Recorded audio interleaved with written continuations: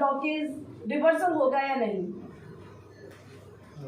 नहीं। अच्छा, ये सबसे बड़ी गलती है आप लोगों की।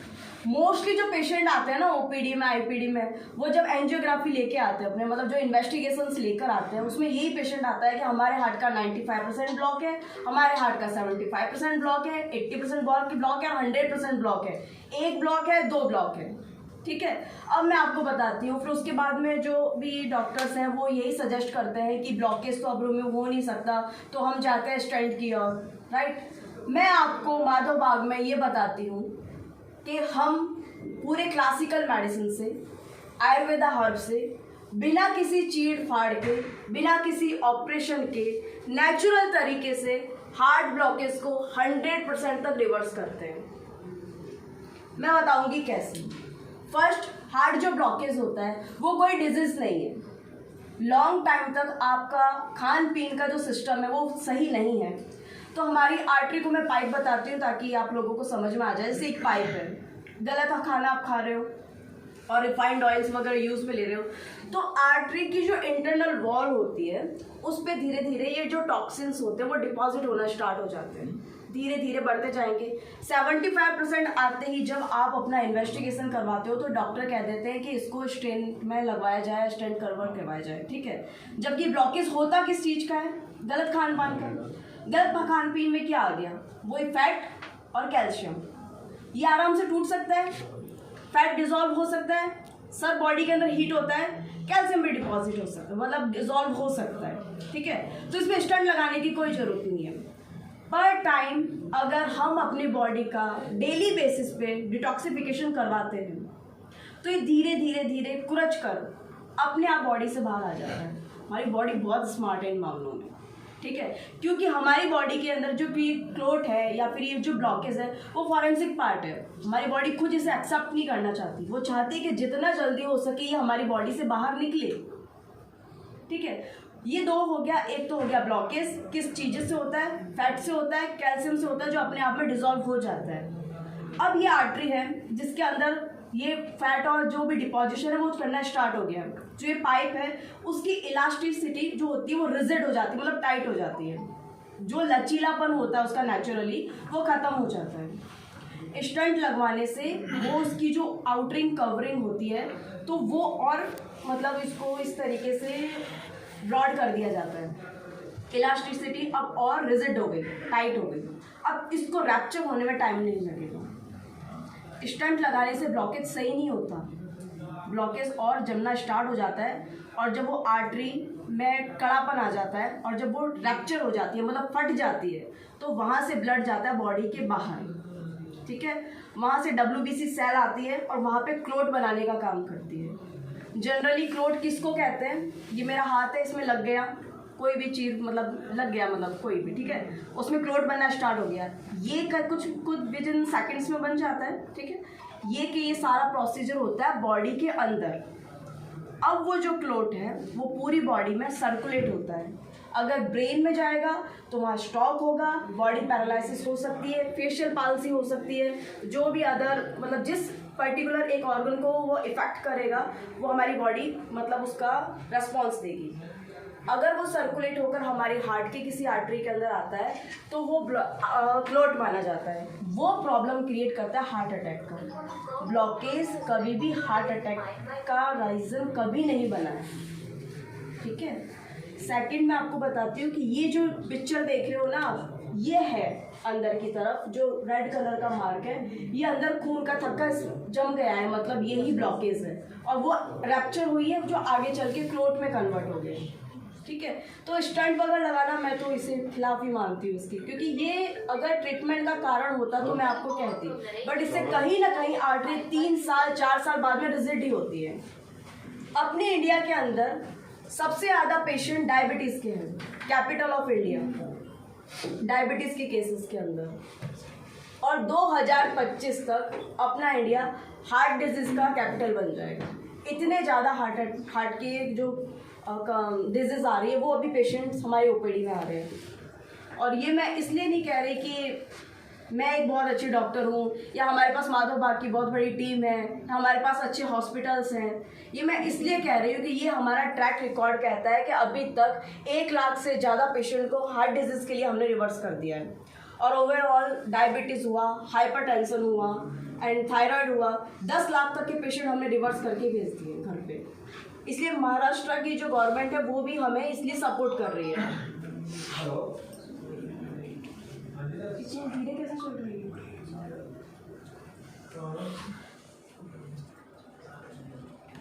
हार्ट अटैक प्रिवेंट हो सकता है, इसको मैं दावे के साथ कहती हूँ, हो सकता है।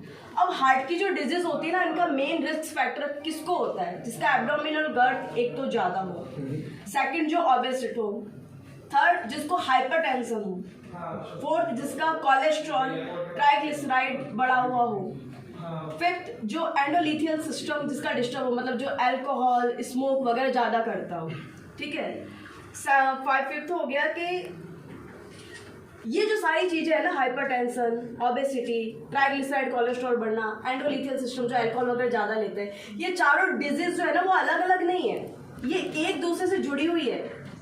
अगर हाइपरटेंशन ओबेसिटी होगी तो ट्राइग्लिसराइड कोलेस्ट्रॉल बढ़ेगा, ट्राइग्लिसराइड कोलेस्ट्रॉल बढ़ेगा तो हाइपरटेंशन होगा, हाइपरटेंशन होगा तो हार्ट डिजीज होगी। तो मतलब इसका अलग अलग ट्रीटमेंट करने की जरूरत नहीं कि बीपी का मेडिसिन, बीपी आ गया तो बीपी का मेडिसिन ले लिया, डायबिटीज़ हो गया तो डायबिटीज़ का मेडिसिन ले लिया, और हाइपरटेंशन आ गया तो हाइपरटेंशन का मेडिसिन, ओबेसिटी आया ओबेसिटी का, ऐसा नहीं है।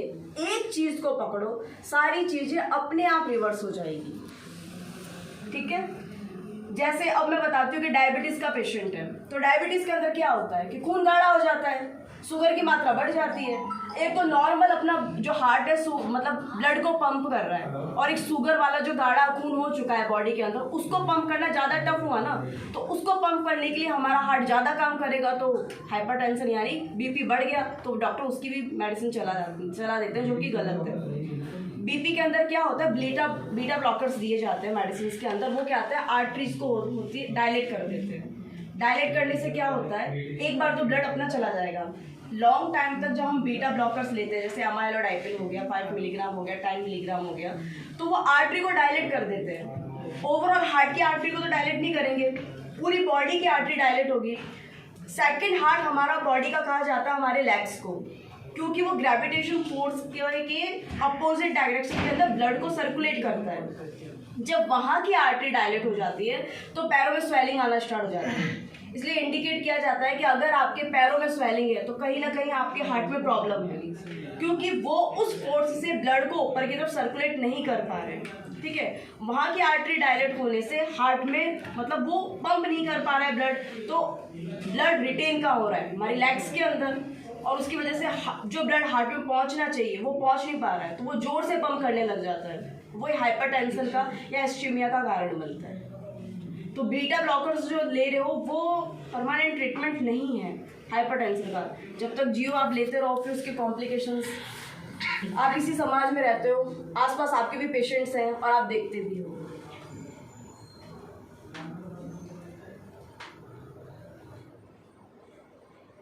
माधव बाग का मिशन है 2025 तक सारे हार्ट डिजीज पेशेंट पे जितना हमारी पकड़ मजबूत हो, जितना आप लोगों का सपोर्ट रहे, इस डिजीज को रिवर्स करना।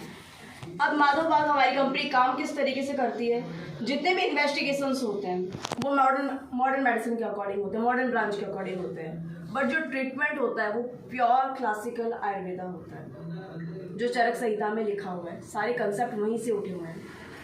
इन्वेस्टिगेशंस के अंदर जितने भी ब्लड इन्वेस्टिगेशन होते हैं हमारी माधव बाग टीम के अंदर 899 के अंदर सारे इन्वेस्टिगेशंस हो जाते हैं, सारे blood investigation, urine investigation, TSH, T3, thyroid, TMT test, सब कुछ इसमें इन्वॉल्व है। ये कुछ स्लाइड्स है जिसके अंदर हमारे पेशेंट ने खुद हमें सपोर्ट किया है, इन्होंने आकर बताया कि किस तरीके से हमारी टीम ने काम किया है इसमें। बेसिक इन्वेस्टिगेशन क्या होते हैं, weight, blood pressure, heart rate, ECG, normal respiration, blood sugar, lipid profile and urine test. अब मैं आपको बताती हूँ कि 3 तरह के पेशेंट होते हैं, ठीक है, ABC। एक तो पेशेंट ऐसा होता है जिसको हार्ट अटैक आया और आकर चला गया और उसे पता भी नहीं चला। सेकंड वो पेशेंट होता है जिसको हार्ट अटैक आया, उसकी बॉडी के अंदर कुछ साइन एंड सिम्टम्स हुए, उनको हॉस्पिटल ले गए और वो सर्वाइव कर गया। थर्ड पेशेंट ऐसा होता है जिसको हार्ट अटैक आया, ऑन द स्पॉट उसकी डेथ हो गई। उसमें सबसे स्ट्रॉन्ग हार्ट किसका हुआ? फर्स्ट वाले का हुआ ना। पर उस पेशेंट को कभी ये पता ही नहीं रहता कि उसको कभी हार्ट अटैक आया भी है। इसलिए हर एक पेशेंट को पर्टिकुलर टाइम में टीएमटी टेस्ट करवा लेना चाहिए, ट्रेडमिल टेस्ट, स्ट्रेस टेस्ट। इसके अंदर क्या होता है कि 15 मिनट तक आपको ट्रेडमिल पे चलाया जाता है, आपकी बॉडी में पर्टिकुलर इलेक्ट्रोड्स लगाए जाते हैं और आपका हार्ट किस तरीके से काम कर रहा है उसका मिनी ग्राफ हमारे सॉफ्टवेयर में बनता है। तो पता चलता है कि आपका हार्ट किस तरीके से काम कर रहा है। जैसे हम खाना खाते हैं तो ये हमारी बॉडी के लिए एनर्जी लेवल है, वैसे हमारे हार्ट का एनर्जी का सोर्स होता है ऑक्सीजन। वो पता चलता है VO2 मैक्स से, और VO2 मैक्स हमारी बॉडी का कितना है, हमारे हार्ट का कितना है, वो पता चलता है TMT टेस्ट से। ठीक है, तो VO2 मैक्स हमारे हार्ट की कैपेसिटी कितनी है उस पर डिपेंड करता है। मेल के अंदर VO2 मैक्स होता है 35 ml पर किलोग्राम, ठीक है, पर मिनट, और फीमेल के अंदर होता है 30 ml। तो मेल के अंदर थोड़ा सा ज़्यादा होता है, फीमेल के अंदर थोड़ा सा कम होता है। इसलिए कहता है कि मेल के अंदर हार्ट की प्रॉब्लम्स थोड़ी सी ज़्यादा होने का कारण यही होता है कि ज़्यादा है तो उसको VO2 मैक्स यानी ऑक्सीजन की जरूरत ज़्यादा होती है। VO2 मैक्स क्या हेल्प करता है? अगर आपकी बॉडी का VO2 मैक्स एकदम ठीक है तो आपकी हार्ट मसल्स एकदम ठीक है, आपके स्केलेटन की मसल्स यानी बॉडी के ओवरऑल मसल्स, क्योंकि ब्लड सर्कुलेट तो हार्ट ही कर रहा है ना, तो ब्लड कैपिलरीज तक जा रहा है, तो मसल्स एकदम फिट है, लंग्स स्ट्रांग है, और आपकी बॉडी का हीमोग्लोबिन एक्यूरेट होना चाहिए। फीमेल्स में अंदर कितना होता है हीमोग्लोबिन? 11 to 14। फीमेल के अंदर होता है 11 to 12 सफिशिएंट है। मेल के अंदर होता है 14-15, इससे ज़्यादा नहीं। ठीक है,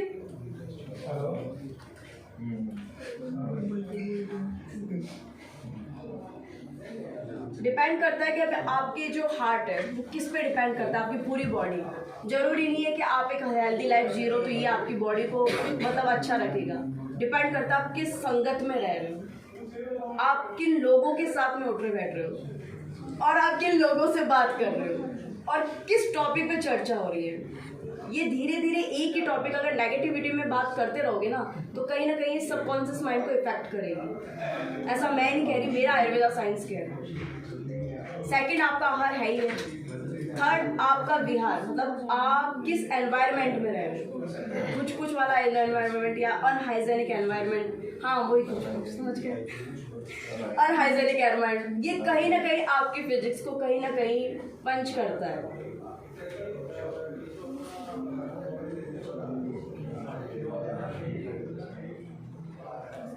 हमारा जो डाइट चार्ट है हार्ट डिजीज पे, जो हम किस तरीके से काम करते हैं, डायबिटीज़ पे हम किस तरीके से काम करते हैं, ऐसा नहीं है कि मैं आपको मेडिसिन दूं और आप अभी सही हो जाओ।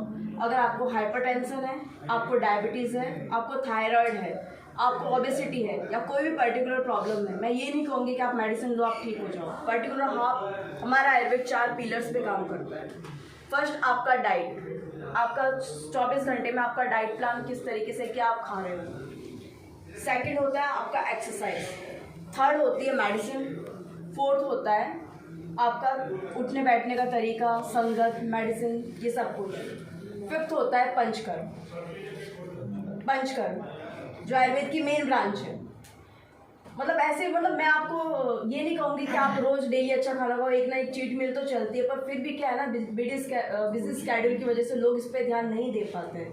तो हफ्ते में अगर एक बार आप अपनी बॉडी का डिटॉक्सिफिकेशन भी करवा लेते हो तो अभी आप हेल्दी रहोगे। मैं आगे बताती हूँ कि चीज़ें किस तरीके से काम करती है। डायबिटीज़ के पेशेंट को मेनली हम मना इसलिए करते हैं गेहूं के लिए, चावल के लिए, क्योंकि इनका ग्लाइसेमिक इंडेक्स बहुत ज़्यादा होता है। ग्लाइसेमिक इंडेक्स का मतलब होता है जो आपने खाना खाया वो ब्लड में गया और सबसे ज़्यादा शुगर उसी से बनती है। तो कुछ चीज़ें हमें हटानी पड़ेगी क्योंकि वही आपकी बॉडी के अंदर सबसे ज़्यादा है, वही हम दे रहे हैं, तो वो तो कारण ही बन गई ना डायबिटीज़ का। मेन होता है एक्सरसाइज, स्ट्रेस मैनेजमेंट, मेडिटेशन, ये सब कुछ आपको MIB पल्स ऐप के थ्रू मिल जाएगा। डिटॉक्सिफिकेशन मेन, इसमें क्या होता है, मेडिकेटेड ऑयल से आपके पूरे बॉडी का मसाज किया जाता है 45 मिनट तक। 45 मिनट ही क्यों चूज़ किया, क्योंकि 45 मिनट के अंदर फर्स्ट ऑयल हमारा पेनिट्रेट होता है स्किन में, फिर जाता है फैट में, फिर जाता है मसल्स में, फिर जाता है बोन में, देन बोन मैरो में। मतलब हमारी बॉडी के 7 चैनल्स होते हैं। जो भी हम खाना खा रहे हैं, पहले उसका रस बनेगा, फिर रक्त बनेगा, फिर मांस, मेद का मतलब फैट, अस्थि, bone and bone marrow, then शुक्र, यानी फीमेल के अंदर ओवम और मेल के अंदर स्पर्म। तो अगर आपका डाइट इतना अच्छे तरीके से चल रहा है तो हमारे जो 7 चैनल्स हैं उनको नरिशमेंट मिलता चला जाएगा, और जब वो प्रॉपर वे में नरिशमेंट मिलेगा तो किसी भी तरह की कोई भी डिजीज नहीं होगी आपको। डिटॉक्सिफिकेशन का मतलब यही है कि एक मेडिकेटेड ऑयल हमारी बॉडी के अंदर पहुंचाया जाए। हम खाना खाते हैं, मेडिसिन भी मुंह से लेते हैं। आयुर्वेद के अंदर मेडिसिन 3 से 4 तरीके से दी जाती है। फर्स्ट माउथ से, ब्रेन में देनी है तो नोज से, स्किन में देनी है तो पूरी बॉडी में देनी है ब्लड सर्कुलेशन के थ्रू तो स्किन से, एंड फोर्थ रेक्टम पार्ट से यानी एनस से, जिसको एनिमा कहते हैं। स्नेहन का मतलब हो गया पूरे ओवरऑल बॉडी की मेडिकेटेड ऑयल से मसाज। स्वेदन का मतलब हो गया पर्टिकुलर मेडिसिन का काढ़ा बना के और उसका स्टीम दिया जाता है। हमारी बॉडी का सबसे बड़ा एक्सरे सिस्टम होता है हमारी स्किन। जितने भी टॉक्सिन्स होते हैं वो यूरिन और स्टूल के थ्रू तो बाहर निकलते ही हैं। स्किन जो स्वेटिंग होती है तो सबसे ज़्यादा टॉक्सिन्स को बाहर निकालने का काम करता है। तो एक पर्टिकुलर मेडिसिन स्टीम के थ्रू हमारी स्किन के पोर्स के अंदर प्रोवाइड की जाती है ताकि टॉक्सिन्स स्वेटिंग के थ्रू हमारी बॉडी से बाहर निकले। इसलिए स्नेहन यानी मसाज के बाद में स्टीम दी जाती है, और वो मेडिकेटेड हो तो उसका बेनिफिट अलग होता है। ये हृदय धारा थॉरेटिक ड्रिप है जो पर्टिकुलर, जिसका हार्ट मजबूत नहीं है, जिसका VO2 मैक्स इतना स्ट्रांग नहीं है जितना पर्टिकुलर मैनर में होना चाहिए, उसके लिए दिया जाता है। बस्ती का मतलब वही एनिमा। अगर आपको एंडोरेक्टल डिजीज से रिलेटेड प्रॉब्लम है या जेनेटल रिलेटेड प्रॉब्लम है या डायबिटीज़ है तो उसके लिए जो पर्टिकुलर मैनर के अंदर मेडिकेटेड ऑयल बॉडी के अंदर इंसर्ट कराया जाता है विद एनिमा। विरेचन का मतलब होता है 14 डेज का प्रोसीजर होता है। इसके अंदर ओवरऑल पूरी बॉडी आपकी डिटॉक्स हो जाती है, बट हम किसी भी टाइम इसको नहीं दे सकते। जब 2 ऋतुएं आपस में आकर मिलती है ना, ये पर्टिकुलर उसमें होता है। जैसे वसंत ऋतु जो आती है मार्च में, ना सर्दी होती है ना गर्मी होती है, उस समय कफ का प्रकोप होता है और उस समय वॉमिट के थ्रू बॉडी से सब कुछ टॉक्सिन्स बाहर निकाले जाते हैं।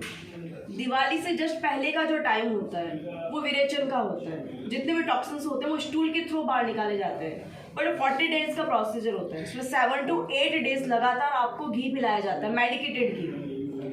3 दिन तक पूरे बॉडी की मसाज की जाती है और स्टीम दिया जाता है, और 11वें दिन आपको एक पानी पिलाया जाएगा या दूध पिलाया जाएगा या गन्ने का रस पिलाया जाएगा, और उससे यहाँ तक मतलब कम से कम 2-3 लीटर जितना भी आप पी पाओ, और एक साथ वॉमिट कराया जाता है। तो पूरा का पूरा जो टॉक्सिन्स है आपकी बॉडी से बाहर निकल जाते हैं। हाँ, थोड़ा सा ये टफ होता है, मतलब जैसे आप कह रहे हो, हाँ थोड़ा सा टफ होता है ये, बट बॉडी से ज़्यादा कुछ भी नहीं होता। हम तो अपने पेशेंट्स को कराते हैं तो जो रिलैक्स वो फील करते हैं, जो बेनिफिट हम देखते हैं वो तो जब आप क्लिनिक पे आओगे तभी आपको पता चलेगा, आपको रिसर्च में पता चलेगा। नस्से का मतलब होता है जितने भी माइग्रेन के पेशेंट हैं, मेंटल एंजाइटी के पेशेंट हैं या डिप्रेशन के पेशेंट हैं उनको, या फिर जो नेजल सिक्रेशन होता है जिनको लॉन्ग टाइम तक जो सर्दी जुकाम खांसी बुखार चलता रहता है, जिनके रनिंग नोज रहता है, उसके लिए सबसे बेस्ट है। सिरोधारा डिप्रेशन वगैरह के पेशेंट को दिया जाता है। इसमें पर्टिकुलर डिपेंड करता है कि पेशेंट की प्रकृति कौन सी है। ऑयल से, तक्र यानी छाछ से, दूध से और मेडिकेटेड तेल से और मेडिकेटेड घी से सिरोधारा कराया जाता है। ये भी 45 मिनट्स का प्रोसीजर होता है। माधवप्रास एक ऐसा मेडिसिन है जो एक तरह का रसायन है। रसायन का मतलब होता है जो हमारी बॉडी के टिश्यूज को अच्छे से मेंटेन करे। शरीर, इसकी डेफिनेशन क्या होती है? जैसे हम बड़े हो रहे हैं, इस तो हमारी हर पल जा ही रही है ना।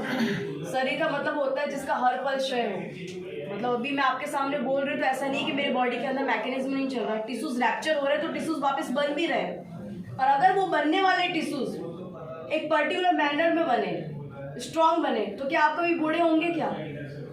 वो झंडू का एक च्यवनप्राश का ऐड आता है ना, बढ़ती उम्र मानो थम सी जाए, उसका मेन पीछे का मकसद होता है आंवला। यानी आप अपनी बॉडी, आप पर डे में 1 आंवला रोज खाते हो ये सर्वश्रेष्ठ रसायन है। तो आपके टिश्यूज जो हर पल बन रहे हैं वो उसको बनाने में बहुत अच्छा योगदान देता है अपना। तो अगर आप माधवप्रास लेते हो तो उसमें अदर से 41 ड्रग्स डाल के इसको बनाया गया है, 41 ड्रग्स का एक्सट्रैक्ट। तो इससे क्या होगा कि आपकी पर डे बॉडी डिटॉक्स होगी। अगर आप स्नेहन स्वेदन भी नहीं करवा पाते हो या डाइट भी पर्टिकुलर मैनर में नहीं ले पाते हो, तो अगर आप ये भी लेते हो तब भी आपका पेट साफ हो जाएगा। ये एक तरह का टॉनिक ही समझो आप, जो टिश्यूज को बहुत अच्छी तरीके से मैनेज करे, बहुत अच्छी तरह से इसका प्रोडक्शन करे बॉडी के अंदर। ये वाइटल्स होते हैं जो डेली बेसिस पे हमें चेक करते रहना चाहिए, जैसे SpO2 आपकी बॉडी का कितना है, ब्लड कितना चल रहा है, ब्लड प्रेशर कितना है, ब्लड शुगर कितना है।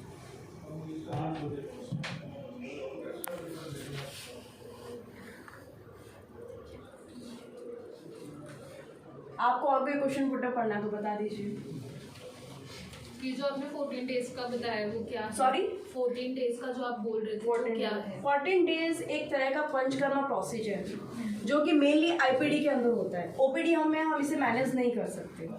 इसमें होता है कि आपकी पूरी बॉडी का डिटॉक्सिफिकेशन होता है। जितने भी बड़े बड़े सेलिब्रिटीज वगैरह होते हैं ना, या हम जैसे लोग जो होते हैं, वो हमें पता है कि इस ऋतु के अंदर हमें अपनी बॉडी का डिटॉक्सिफिकेशन कराना चाहिए।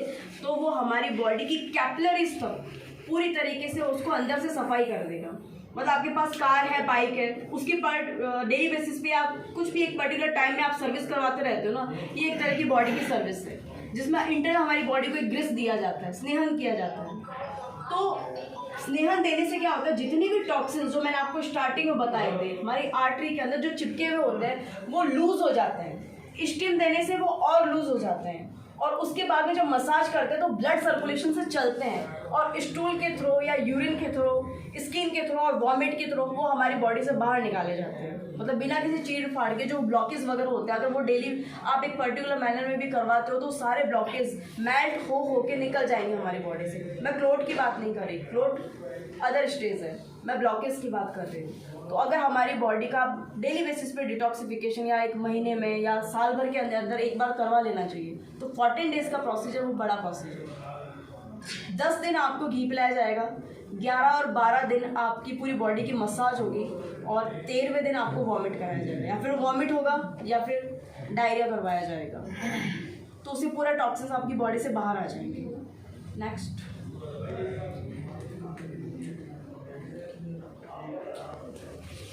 पूछो। नहीं, आपने बोला है कि या तो वॉमिट कराया जाएगा या डायरिया, हाँ, बॉडी को कुछ हार्म नहीं होगा? नहीं, क्यों हार्म क्यों होगा?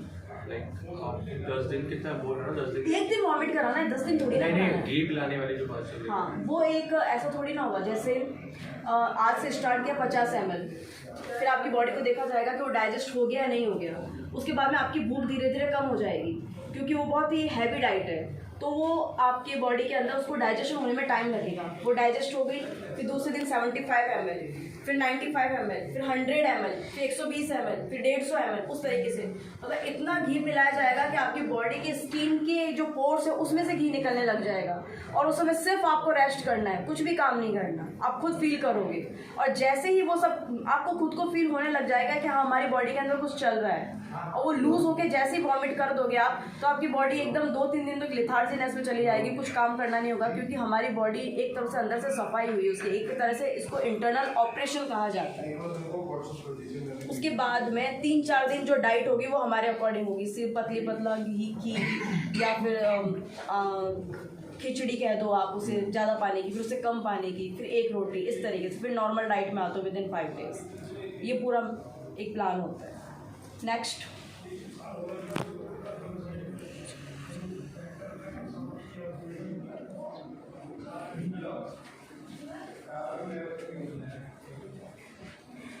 सर कोई क्वेश्चन तो पूछ लीजिए। कोई भी हेल्थ के रिगार्डिंग कोई भी क्वेश्चन हो, कोई भी बीपी से रिलेटेड हो, डायबिटीज से रिलेटेड हो, सेक्सुअल डिजायर या इससे रिलेटेड हो, या फिर एब्डोमिनल रीजन से रिलेटेड हो, ओबेसिटी से रिलेटेड हो, कोई भी सर, कुछ भी।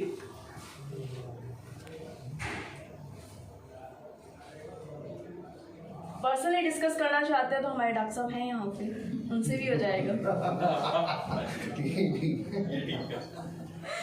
मुझसे करना चाहते हो तो मैं भी रुक जाती हूँ, मैं मेरे पेशेंट पोस्टपोन कर दूंगी। आपने जो TMT बताया हाँ। कि वो किस एज ग्रुप के लिए वो सब suggested है? हाँ 75 से नीचे सब सारे पेशेंट्स का, सारे जो बंदे हैं उन सब का। इसमें क्या होता है, एक पर्टिकुलर इलेक्ट्रोड्स लगाए जाते हैं और आपको ट्रेडमिल मील पे चलाया जाता है। धीरे धीरे उसकी स्पीड बढ़ाई जाती है। जैसे स्पीड बढ़ती है हमारा हार्ट उस तरीके से पंप करता है। अब वो किस तरीके से पंप करता है उसका ग्राफ हमारे सॉफ्टवेयर में बनता चला जाता है और वो रिपोर्ट कार्डियोलॉजिस्ट को भेजी जाती है। वो पता लगाता है कि आपको इस्चीमिया तो नहीं है, मतलब आपके हार्ट के अंदर जो VO2 मैक्स है, मतलब जितना आपके हार्ट को ऑक्सीजन चाहिए वो उसको इतना ले रहा है या नहीं ले रहा है, वो एक पर्टिकुलर मैनर में काम कर रहा है या नहीं कर रहा है, वो TMT टेस्ट में पता चल जाता है। वो कहाँ पे होता है? वो हमारे क्लिनिक पे होता है। Blood test plus TMT test 899 के अंदर सारे इन्वेस्टिगेशन हो जाएंगे। 899 900 समथिंग सारे इन्वेस्टिगेशन हो जाएंगे। उसमें थायराइड का भी आ जाएगा, कोलेस्ट्रॉल का भी आ जाएगा, लिपिड प्रोफाइल जिसको कहते हैं, किडनी टेस्ट हो जाएगा, लीवर टेस्ट हो जाएगा एंड CBC हो जाएगा आपका और एक TMT टेस्ट हो जाएगा। TMT टेस्ट में 1 घंटा लगता है। 1 घंटा। और कहाँ है आपका क्लिनिक? नोएडा। नोएडा डॉक्टर श्रेया ये करेंगे। अब मेरे पास आना है तो मैं ग्रेटर कैलाश में बैठती हूँ, मेरे पास भी आ सकते हो। नोएडा में कहाँ पे? A6 sector 22। Waiting card Noida stadium. Visiting card stadium के विजिटिंग कार्ड अभी कंसल्ट होगा ना तो मैं आपको इनका विजिटिंग कार्ड ही प्रोवाइड करा देंगे। और क्वेश्चन है आपका? विजिटिंग कार्ड और इसका जो 14 डेज का है उसका क्या कॉस्ट है? उसका कॉस्ट एक्चुअली ये अभी हमारे दिल्ली में हॉस्पिटल बन रहा है